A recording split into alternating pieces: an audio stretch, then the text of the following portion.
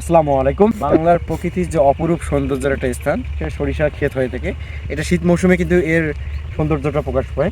আজকে বাংলা মাসের 18ই পৌষ 1432 এই দিনটিতে আমি আসছি রংপুর বিভাগের কুড়িগ্রাম জেলার চিলমারি উপজেলার খামার বাঁশপাতারি চরে। তার একটা সৌন্দর্য আমি দেখতে পাচ্ছি। এখানে এসে আমি কিছু কন্টেন্ট তৈরি করব আপনাদের জন্য। আমি কৃষিকাজের মাঠে যাই, সেখানকার ফসলাদি দেখি, আমার মন আসলে জুড়ে যায়। যতই আমার খারাপ সময় যাক, খারাপ সিচুয়েশন যাক, কিন্তু যখন আমি কৃষিকাজের জন্য মাঠে যাই, কৃষিকাজের সাথে সম্পৃক্ত হই, এসব সৌন্দর্য দেখলে আসলে মন ভরে যায়।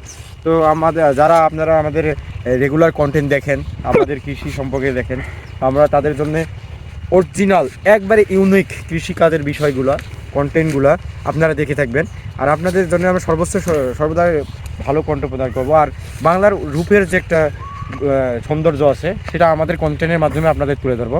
আর বাংলার রূপের সাথে সাথে এর যে বাংলার কৃষিকাজের যে ক্রিয়াকলাপ আছে, কার্যাবলী, সেগুলো আমরা আপনাদের দেখাই। কোন কাজটা কিভাবে করে, কোন ফসলটা কিভাবে করে উৎপাদন করা যায়।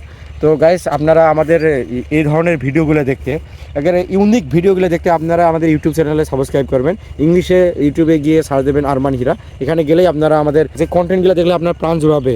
হয়তো আপনি অনেক দূরে আছেন, সেই রূপটা দেখতে পাচ্ছেন না, কিন্তু আপনি আমার এই ইউটিউব চ্যানেলে এই ভিডিওগুলো দেখলে বুঝতে পারবেন যে আসলে বাংলার কৃষিকাজ আর এর অরিজিনাল রূপটা কীরকম। আমি আমার কন্টেন্ট এটাই সর্বদাই তুলে ধরবো। আমার জন্য দোয়া করবেন সবাই, ভালো থাকবেন। আসসালামু আলাইকুম।